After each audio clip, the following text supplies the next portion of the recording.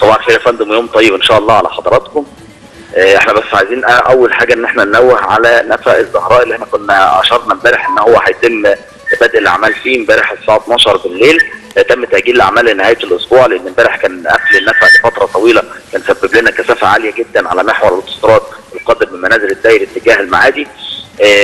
فتم تاجيل الاعمال لنهايه الاسبوع مع اجازه الويك اند. ان شاء الله هيتم البدء في الاعمال والانتهاء منها مع انتهاء الاجازه. دي ابرز حاجه عايزين نشير اليها من خلال حضراتكم. لكن معلش حضرتك ممكن تقول المكان تاني فين تحديدا؟ نفق الزهراء على محور الاوتوستراد اللي هو متجه للمعادي، الفرد الجزء او الحاره اللي هي متجهه للمعادي مش القادم من المعادي. نفق الزهراء على محور الاوتوستراد. تمام. لكن احنا الحاله بصفه عامه على القاهره احنا حاليا في نهايه الكثافه او ذروه الكثافه الفتره الصباحيه، وان كانت بعض المحاور تشهد كثافه عاليه او مرتفعه للقادم مدينه نصر ومصر الجديده عن طريق كوبري اكتوبر. كوبري اكتوبر فيه كثافه لحد اعلى ميدان رمسيس، لكن القادم من مناطق الجيزه عن طريق كوبري اكتوبر الحاله فيه مرضيه حتى اعلى ميدان رمسيس. الحاله فيه مرضيه، حاله اكتوبر تعمل بشكل جيد، وان كان هو بديل جيد لمحور 15 مايو القادم من مناطق الجيزه ومناطق الشيخ زايد واكتوبر عن طريق محور 26 يوليو محور اكتوبر ومحور الجلاء بديلين جيدين لمحور 15 مايو.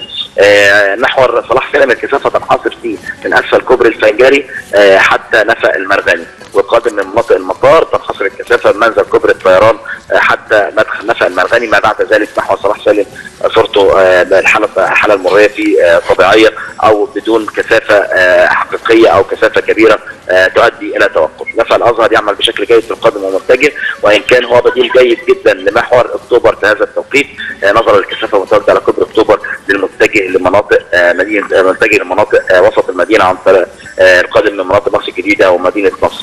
محور المشير والان اي بديل جيد جدا لمحور الثوره، لان محور الثوره بيشهد كثافه في القادم والمتجه، فمحور المشير هيكون بديل جيد جدا للمتجه لمناطق مدينه نصر والمتجه لمناطق وسط المدينه ايضا. محور الاوتوستراد زي ما قلنا في القادم من مناطق المعادي وحلوان اتجاه القاهره الحاله فيه مرضيه، فقط منطقه الكثافه او التجميع عند مطالع الدايري اعلى نفق الزهراء عند مساكن سهر قريش، هي دي المنطقه اللي بتشهد كثافه في محور الاوتوستراد. ما باقي محور الاوتوستراد الحاله فيه مرضيه حتى مناطق القاهره.